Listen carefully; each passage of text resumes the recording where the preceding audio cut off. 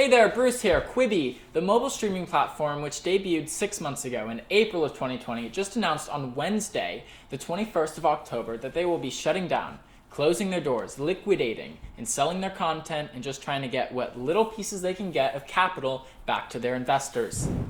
For those of you who don't know Quibi, it was released as a mobile-only streaming platform for little 10-minute pieces of highly produced episodes of content. The main branding spoke towards watching Quibi on the go, in between little time chunks you have in the day to sit down and watch content.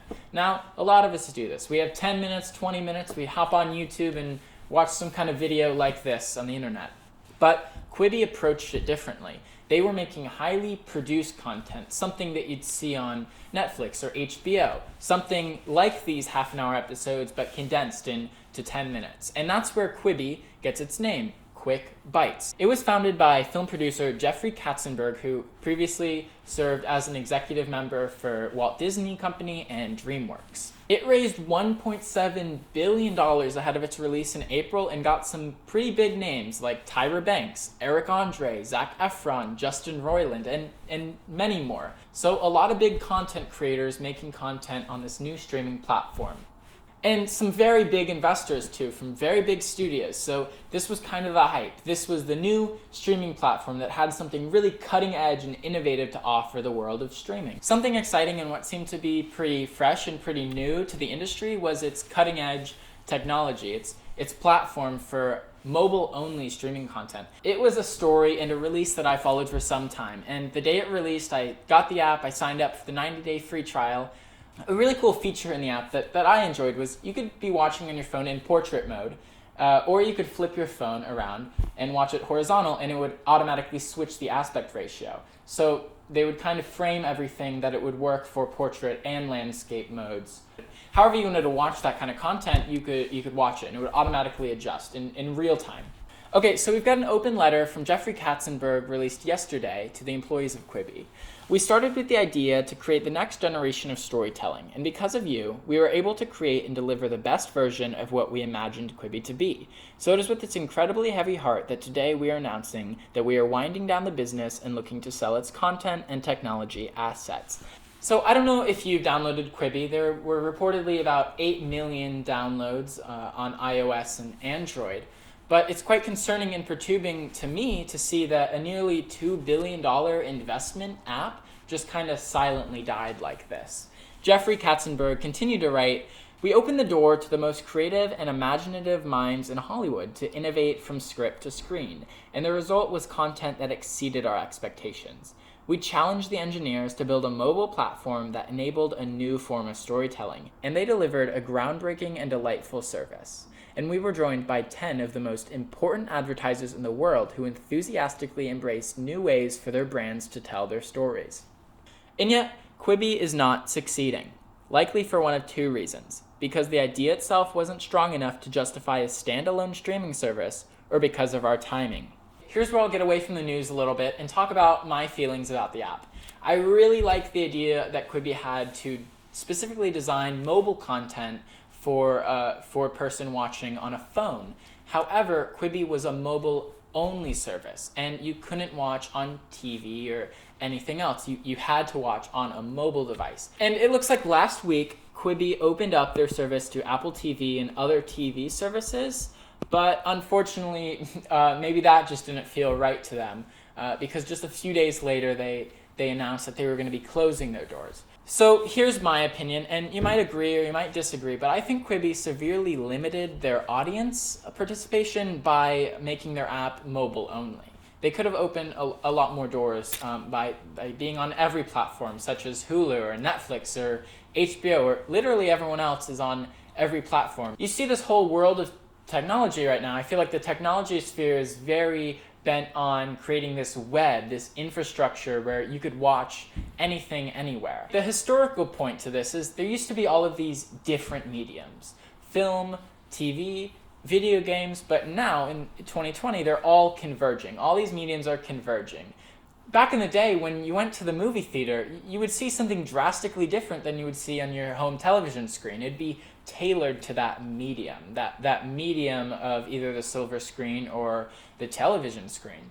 But today, you're seeing a lot of mix with Hulu and Netflix, all of these premium subscription services have kind of mixed it in. They've taken a lot of film directors for their TV because you can watch them anywhere. Back in the day, television used to be kind of this low-rated, quick content that was made for only the television screen. It was never to be seen on the movie theater. But now we're seeing all of this content mix. All of these mediums of film and TV are converging, and there's really no creative difference anymore. When you see something on Netflix, it could easily be in the movie theater. You do actually see that with many Netflix movies like Roma. To get qualified to be in the Oscars, you have to be on the movie theater screen. So that was a Netflix movie, but they played it in the movie theater. So there's no difference anymore. But what Quibi has done something really interesting. Quibi has said, we are mobile only. You can't watch our content on any other thing.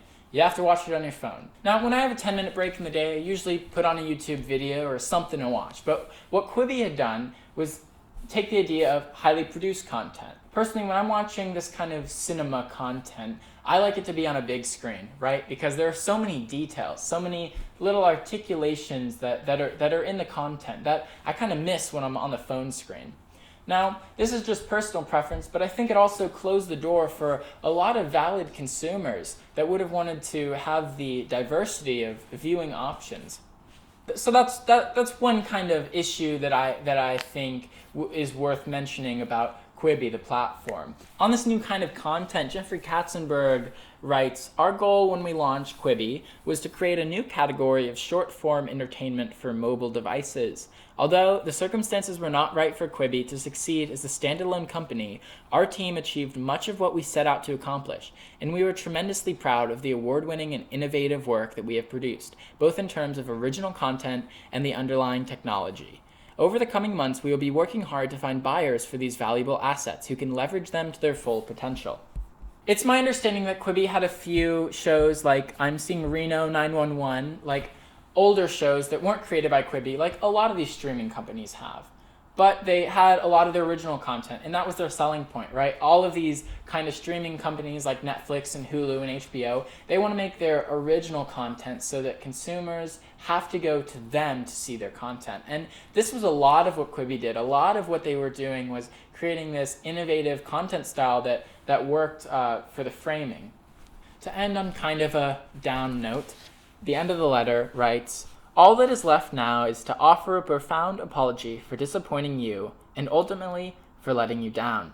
We cannot thank you enough for being there with us and for us every step of the way. That is Jeffrey Katzenberg and Meg Whitman. And in conclusion, I think this was a huge pool of money. I mean, $2 billion, that is a huge chunk of change. That's all these companies coming in and saying, this thing is gonna work, but then it doesn't work. And it's not from any kind of particular reason, it's just maybe there's already that media outlet. Maybe someone says, well, why do I need that? I already have YouTube. There's already space kind of in this sphere.